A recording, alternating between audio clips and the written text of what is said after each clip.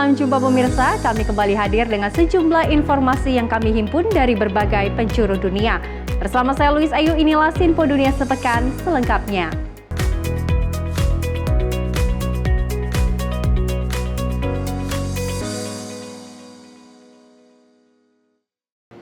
Kita awali informasi yang pertama pemirsa, di samping kekhawatiran soal resesi, ancaman lain yang kadang dikhawatirkan di Amerika Serikat adalah stagflasi. Sesuai dengan namanya, stagflasi adalah multikrisis harga tinggi disertai perlambatan signifikan ekonomi, seperti yang terjadi pada tahun 1970-an. Tapi data terkini mengisyaratkan bahwa stagflasi akan terhindari. Di San Diego, negara bagian California, seorang perangkai bunga mengaku semakin sulit baginya untuk mempertahankan pelanggan bila harus terus menyerap kenaikan harga bunga di tingkat grosir. I've been in the industry for about 20 years and I've seen so many changes with the clientele, with types of flowers, trends, and the cost of flowers, which has gone up significantly. Banyak bunga diimpor sehingga tarik ulur soal tarif impor juga membayangi usahanya. It's scary. Who knows what the prices will be like in a few months or in the summer. Sementara di Jacksonville, negara bagian Florida, Regina dan ibunya adalah pemilik sebuah toko kue yang kewalahan dengan meningkatnya harga telur. With the cost and running back and forth, it's almost like how are we supposed to make a living?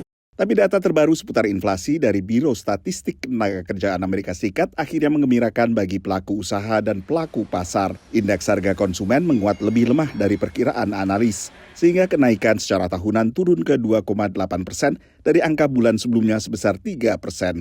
Looking at today's CPI report, I think investors are breathing a sigh of relief as it relates first off to the consumer price index, since all four measures posted better than expected results. Inflasi kembali mendekati target Bank Sentral AS atau Federal Reserve sebesar 2%. Fed Chair Powell recently said that the expectations for inflation are that they should remain fairly sticky and be challenging to combat, and that it might take until 2026 before the year-over-year core CPI ends up coming in around 2%, their target. Data terbaru juga mengurangi kekhawatiran akan terjadinya stagflasi. Stagflation is something that investors have been worried about, indicating that growth might slow, but inflation would stay sticky. This report, I think, goes a long way to ruling out the possibility of stagflation. However, recession is another matter. Right now, I believe we are in a manufactured stock market correction, meaning that because of the trade disputes, that is causing pressure on the stock market. But take away this trade dispute pressure, and the market will likely buoy as if it were a balloon held underwater. So I think we still have to wait and see about the strength of the economy. Our expectation is that it'll still remain above 2% growth for both 2025 and 2026. Yang tetap membuat cemas sebagian pengamat adalah peningkatan harga untuk berbagai kebutuhan di luar pangan dan energi, seperti harga untuk hunian dan jasa. Tapi setidaknya untuk apartemen dan rumah, peningkatan harga adalah yang terendah selama 3 tahun terakhir. Dari Washington DC, saya Nova Purwadi dan tim VOA. Beralih ke informasi selanjutnya pemirsa, sekelompok pemuda Somalia melakukan pembersihan pantai secara mingguan di Mogadishu dalam upaya melindungi lingkungan laut negara itu. Mereka telah mengumpulkan 2 juta kilogram sampah selama beberapa bulan terakhir. Anak-anak muda ini membersihkan sampah plastik dan sampah lainnya dari pantai di ibu kota Somalia, Mogadishu, sebagai bagian dari inisiatif bersih-bersih yang mereka mulai. Para relawan yang sebagian besar adalah sarjana konservasi lingkungan ini juga meningkatkan kesadaran tentang bagaimana polusi bisa merusak sumber daya alam yang adalah tumpuan warga untuk mendapatkan makanan dan pekerjaan. Rakia Hasan adalah relawan yang sudah lama bergabung. Waa isbuucii 167 yani maanayno ololaha nadaafadda xeebaha isbuucan waxaan ka qabanayna xeebta Lido. Waxaan ugu talagalnay inaan ku badbaadino deegaankeena gudaha xayawaanaadku noogu jira inaan ku ilaalino. Kelompok ini mendapatkan penghargaan dari Arab Volunteer Award di Beirut, Lebanon pada April lalu. Abdi Salam Muhammad adalah wakil pemimpin kelompok ini. هذا tiimkan ololaha nadaafadda waxay qayb galaan inay tagaan tartamo kala duwan oo runtii caalami ah oo international ah oo runtii oo daafaha caalamka inay qayb galeen ay kusoo guulaysteen bilad caalami ah. Para relawan melakukan perbaikan signifikan di pantai-pantai ini dan secara bertahap mengembalikan keindahan alamnya. Relawan komunitas Osman Yusuf yang pernah tinggal di kota-kota yang bersih dan berkembang baik seperti Berlin dan München mendorong para relawan untuk menegakkan standar kebersihan tinggi dan melihat pekerjaan mereka sebagai tujuan mulia. Maadaama annaga wadamo nadaafsan aan ka nimid dadkoodana ay nadiifiyaan ayaan dhalinta ku wacyigelinaa una sheegnaa u dhahnaa mar walbo war waddankiina nadiifiya oo ujeediin gadaasheeda hadda dhalinyaro yaryar ayaa taagan. Inisiatif pembersihan pantai oleh anak muda ini dipuji, tapi seringkali kurang mendapat dukungan dari pemerintah. Penasihat senior bidang pariwisata pemerintah Yasir Bavo menjelaskan, ini bukan berarti meremehkan upaya para pemuda, tapi karena fokus pemerintah lebih pada isu-isu mendesak lainnya. dadaalka ay wadaan dhalinyarada runtii waxaa ka maqan kaalinta dowladda hadday noqon lahayd inay dhiirigeliyaan ama ay abaalmariyaan loo sameeyo habeen gaara ama mudnaan gaara ama maaragtay si un bulshada horta loogu abaalmariyo. Para relawan ini juga menekankan pentingnya hubungan antara lingkungan yang bersih dan kesehatan masyarakat. Dari Washington DC, saya Helmi Yohanes dan tim VOA.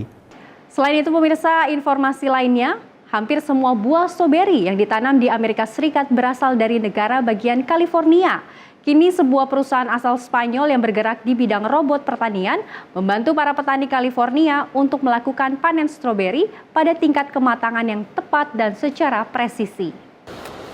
Juan Bravo menciptakan sebuah robot yang dapat memanen stroberi dengan mulus. Memanfaatkan sensor dan kamera, robot ini menganalisis tingkat kematangan setiap buah stroberi dan memprogram gerakan lengan robot untuk memotong batangnya tanpa mengganggu buah yang belum terlalu matang. They ripe from the bottom to the top. So the tip of the bottom becomes red while the other part of the strawberry is still green and is going up. So we measure what part of the strawberry is in red and what is still remaining in green. We typically want about 90% red, 10% green. That is a perfect moment for harvest. Robot ini rata-rata memotong satu buah stroberi setiap 10 detik. Selama 3 hari, mesin ini dapat memanen 8 hektar kebun stroberi. We don't want to touch the skin of the strawberry, never. So if we don't touch the surface, we are not going to contaminate it. Could be with mildew, or could be with virus or whatever. We don't touch the strawberry. Panen otomatis ini dilengkapi bak vacuum dari Agrobot yang secara harfiah menyedot hama dari semak-semak tanpa merusak buah ataupun menggunakan pestisida. Robot ini tidak akan kepanasan atau kelelahan dan tidak mengambil alih pekerjaan manusia, menurut Matt Conroy, manajer distrik sebuah perusahaan buah dan sayuran lokal. As an industry, we are short on people. I have a hole roughly 15 to 20% every year that I need that much many more people. It's not a matter of displacing people, it's a matter of filling in the holes and the gaps to where we don't have enough people to do the jobs. Matt mengatakan ia berharap ada lagi robot agro yang dimodifikasi untuk membantu memanen tanaman lain juga. Dari Arlington, Virginia, saya Helmi Yohanes dan tim VOA. Sebuah perusahaan di California mengembangkan teknologi pendingin baru dengan memanfaatkan lapisan film radiatif dengan menyalurkan panas ke antariksa, di mana lapisan film ini bisa menurunkan suhu hingga hampir 5 derajat Celcius, sehingga dapat membantu mendinginkan benda yang ada di lingkupnya. Ini tampak seperti panel surya, tapi sistem yang dipasang di atap pertokoan ini bekerja dengan cara sangat berbeda. Dengan mengirim panas ke luar angkasa, peralatan ini membantu mendinginkan toko di bawahnya. Teknologi ini memanfaatkan pendinginan radiatif, sebuah fenomena alam yang tidak memerlukan input energi tambahan. Pada siang hari, sebagian besar panas matahari diserap oleh benda-benda di bumi dan atmosfer. Namun sebagian panas dalam rentang inframerah masih ada yang lolos, seperti keluar lewat jendela sempit ke antariksa yang dingin. Film yang menutupi panel ini dirancang untuk menyalurkan panas melalui jendela itu, bahkan pada hari-hari terpanas. It's focusing the infrared or thermal energy of an object and beaming it in this very specific wavelength to the upper atmosphere. Panel ini berisi cairan yang didinginkan oleh film hingga hampir 5 derajat Celcius menurut perusahaan Skycool di California. So it takes a relatively long loop, and the film is cooling that fluid as it travels. Cairan dingin disalurkan ke sistem pendingin gedung untuk meningkatkan efisiensi. Satu-satunya energi yang dipakai dalam proses ini adalah pompa kecil untuk mengedarkan cairan. SkyCool Systems saves a typical grocery store owner 15 to 20% of their refrigeration costs. Teknologi pendinginan ini bisa banyak diterapkan. Sebuah proyek di India memasang film pada gerobak penjual dan menurunkan suhu lingkungan di dalamnya untuk membantu mengawetkan buah dan sayuran secara lebih lama. Perusahaan ini juga sedang mengerjakan bahan atap untuk bangunan di negara berkembang yang tidak memiliki pendingin ruangan. If you could cool those buildings without electricity, without water, and get them to a comfortable temperature inside, it has the potential to save lives, dramatically increase productivity around the world. Terobosan dari alat baru ini adalah memanfaatkan jendela sempit keluar angkasa yang dingin untuk mendinginkan planet bumi yang memanas. Dari Arlington, Virginia, saya Helmi Yohanes dan tim VOA. Terima kasih pemirsa, Anda masih tetap bersama kami di Sinpo Dunia Sepekan dan informasi kami lanjutkan. Seorang warga negara asing asal Rusia bernama Sergei Elisev dilaporkan hilang pada Kamis sore 17 April 2025, di mana pria berusia 36 tahun tersebut diduga terjatuh dari jukung saat memancing di perairan Amet, Kecamatan Abang, Kabupaten Karangasem, Bali. Warga negara asing asal Rusia dikabarkan belum kembali dari melaut di sekitar perairan Tukatse Amet, Karangasem saat melakukan aktivitas memancing. Ia seorang diri berangkat menggunakan jukung Rabu lalu 16 April 2025. Menurut keterangan dari pelapor, korban bertempat tinggal sementara di salah satu penginapan daerah banjir Dinas Lebah, Desa Purwakerti, Kecamatan Abang, Kabupaten Karangasem. Tim SAR gabungan pun melaksanakan pencarian korban dengan melakukan penyisiran menggunakan rubberboat dari Pantai Melasti Amet sampai dengan perairan Seraya. Sampai dengan saat ini korban belum bisa ditemukan dan hanya saja tim SAR menemukan jukung korban di perairan Seraya Timur. Tim redaksi Sinpo TV melaporkan. Selain itu pemirsa, seorang warga negara dari Amerika Serikat ngamuk di sebuah klinik di Bali. Ia membanting lemari bahkan sampai mau memukul temannya menggunakan pipa. Video warga negara asing yang sedang mengamuk itu pun viral di media sosial. Dalam video yang beredar, pria itu mengamuk tanpa mengenakan pakaian. Ia hanya memakai celana berwarna abu-abu dan bertelanjang dada. Seorang warga negara asing berinisial MCM asal Amerika Serikat mengamuk di Nusa Medika Klinik Pratama Jalan Labuan Said, Pecatu Kabupaten Badung, Bali pada Sabtu 12 April 2025. Bule itu sempat membanting lemari, merobek gorden klinik, dan membawa pipa panjang hendak memukul temannya dan pasien yang ada di ruang pemeriksaan. Perawat, pasien, dan keluarga pasien di ruangan klinik tersebut ketakutan hingga menangis.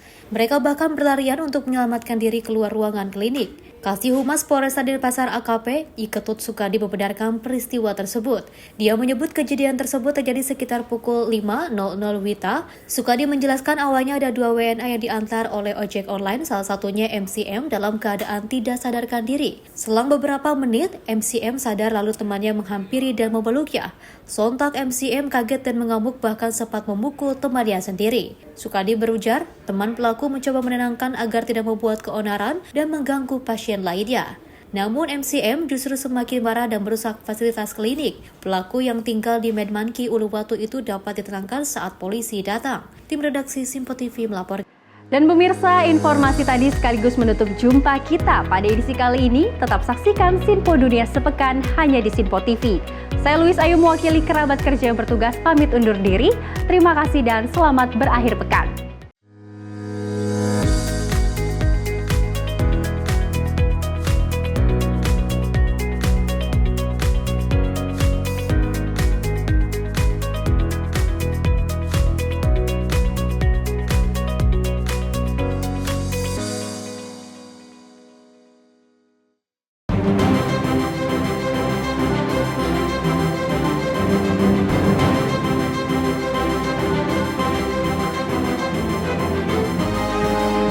Sinpo TV, News, Sport, Entertainment.